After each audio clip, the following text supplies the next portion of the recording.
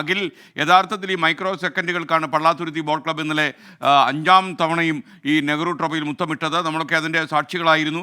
അപ്പോൾ യഥാർത്ഥത്തിൽ ഇതിൻ്റെ മെറിറ്റ് തീരുമാനിച്ചതിൽ, ഇതിൻ്റെ സമയം തീരുമാനിച്ചതിൽ പിഴവുണ്ട് എന്ന് നിങ്ങൾ വിശ്വസിക്കാൻ കാരണം എന്താണ്? കാര്യം മൈക്രോ സെക്കൻഡുകൾ ഇത്തരം ഒരു മത്സരത്തിൽ പരിഗണിക്കുക സാധാരണമല്ലേ? നമസ്കാരം സാർ. നമസ്കാരം. സാർ പറഞ്ഞനുസരിച്ച് ഇത് പിഴവുണ്ടെന്ന് പറയാനുള്ള ആദ്യ കാരണം തന്നെ നമ്മുടെ ഒബ്ജക്ഷനുകൾ കേൾക്കാൻ പോലും ആരും തയ്യാറാകുന്നില്ല എന്നുള്ളത് തന്നെയാണ് നമ്മൾ ആദ്യം തന്നെ പറയുന്നത് പിഴവുണ്ടെന്ന്. കാരണം ഇത്രയും നമ്മുടെ നേക്കഡ് ആയിക്കൊണ്ട് നമുക്ക് വിലയിരുത്താൻ പറ്റാത്തൊരു മത്സരത്തെ വെറും 5 മിനിറ്റ് പോലും തികയാതെ ഇവർ ട്രോഫി കൊടുക്കുക എന്ന് പറയുന്നത് തന്നെ ഇതിൽ പിഴവുള്ളത് കൊണ്ടല്ലേ? അത്ര വ്യക്തമാണെങ്കിൽ ഞങ്ങളെ ബോധ്യപ്പെടുത്തേണ്ട ഉത്തരവാദിത്വം ഇവർക്കില്ലേ?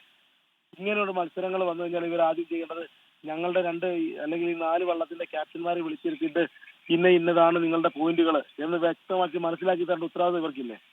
എത്രയോ ലക്ഷങ്ങൾ മുടക്കിയാണ്. എനിക്ക് മനസ്സിലാകാത്ത ഒരു കാര്യം, ഇപ്പം വളരെ മൈക്രോ സെക്കൻഡുകളിലെ വ്യത്യാസത്തിലാണ് നിങ്ങൾ രണ്ടുപേരും ഫിനിഷ് ചെയ്ത് എന്നാണല്ലോ ഈ ജഡ്ജിങ് കമ്മിറ്റി തീരുമാനിച്ചിരിക്കുന്നത്. ജഡ്ജിങ് കമ്മിറ്റി ഇപ്പം 4 ക്ലബ്ബുകളാണ് മത്സരിച്ചത്. ഈ 4 ക്ലബ്ബുകൾ മത്സരിക്കുമ്പോൾ അതിലൊരു അന്തിമ തീരുമാനം ജൂറി എടുക്കുമ്പോൾ അത് ഇതിൽ പങ്കെടുത്ത ആളുകളുമായി ചർച്ച ചെയ്യണം എന്ന് വരുന്നത് അത്ര സുഖകരമായ കാര്യമാണ്? അങ്ങനെയാണെങ്കിൽ എല്ലാ തരം ജഡ്ജ്മെൻറ്റുകളിലും ഇങ്ങനെ മത്സരാർത്ഥികളുമായി ജഡ്ജസ് സംസാരിക്കേണ്ടി വരില്ലേ? അതൊക്കെ പുതിയ വഴക്കങ്ങൾ ഉണ്ടാകില്ലേ? നമ്മൾ അങ്ങനെയല്ലല്ലോ പറയുന്നത്. ഇത് സാറ് നമ്മൾ ചോദിച്ചു കഴിഞ്ഞാൽ അവിടെ നഗ്നനേത്രങ്ങൾ കൊണ്ട് കണ്ട ആരോടെങ്കിലും ചോദിച്ചാൽ അവർക്ക് അപ്പം തന്നെ ഇന്നയാണ് വിജയി എന്ന് പറയാൻ പറ്റുന്ന അവസ്ഥയല്ല.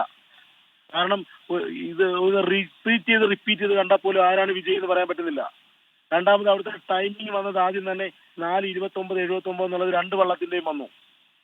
അത് മിനിറ്റ്, സെക്കൻഡ്, മൈക്രോ സെക്കൻഡ് വന്നു. ഇതിനുശേഷം ഇവർ മില്ലി സെക്കൻഡിനെ അളക്കുന്നു. ഈ മില്ലി സെക്കൻഡ് അളക്കുന്നതിനുള്ള ഉപകരണങ്ങൾ പോലും ഇവർ എവിടുന്ന് കൊണ്ടുവന്നോ അതാണ് ഞങ്ങൾ പറയുന്നത്. ഞങ്ങളെ ബോധ്യപ്പെടുത്തണം. ഇപ്പൊ ഞങ്ങൾ പറയുന്നത് ഞങ്ങൾക്ക് കപ്പ് കൊണ്ട് നേരിട്ട് കൈ തരുന്നു ഞങ്ങൾ പറയുന്നില്ല. നിങ്ങൾ എന്തായാലും ചെയ്യാൻ പോകുന്നെങ്കിൽ നിങ്ങൾ ഹൈക്കോടതിയെ സമീപിക്കുമെന്ന രീതിയിൽ വാർത്ത വരുന്നുണ്ടല്ലോ. തീർച്ചയായിട്ടും ഞങ്ങൾ രാവിലെ ഇത് കളക്ടറെ കാണാനുള്ള പരിപാടികൾ നോക്കുന്നുണ്ട്. കളക്ടർക്കും ഇതുമായിട്ട് ബന്ധപ്പെട്ട NDBR സമിതിക്ക് ഞങ്ങളെ ഇത് കൊടുക്കുന്നു, പരാതി കൊടുക്കും. അതിനുശേഷം ഞങ്ങൾ ഹൈക്കോടതിയിൽ ഇതുമായിട്ട് ബന്ധപ്പെട്ടത്. കാരണം അതായത് സാർ മത്സരിക്കുന്നവരാണ് ഞങ്ങളുടെ പിള്ളേർ അത്ര കഷ്ടപ്പെട്ട് തുഴഞ്ഞവരാ. എനിക്കറിയാം നിങ്ങളുടെ വികാരം, എനിക്ക് മനസ്സിലാവും. കാര്യം അവിടെ മത്സരിക്കുന്ന എല്ലാവരും തന്നെ വളരെ ആവേശത്തോടെയും ആത്മാർത്ഥതയോടെയും തന്നെയാണ് മത്സരിക്കുന്നത്. അഖിൽ, എന്തായാലും നിയമപരമായ പോരാട്ടത്തിനൊടുവിൽ ഒരു തീരുമാനം ഉണ്ടാകുന്നവരെ കാത്തിരിക്കുക. ക്ഷമയോടെ നിങ്ങൾ നിയമ നടപടികൾ മാത്രം സ്വീകരിക്കുക. Okay, thank you Akhil. പറഞ്ഞോളൂ.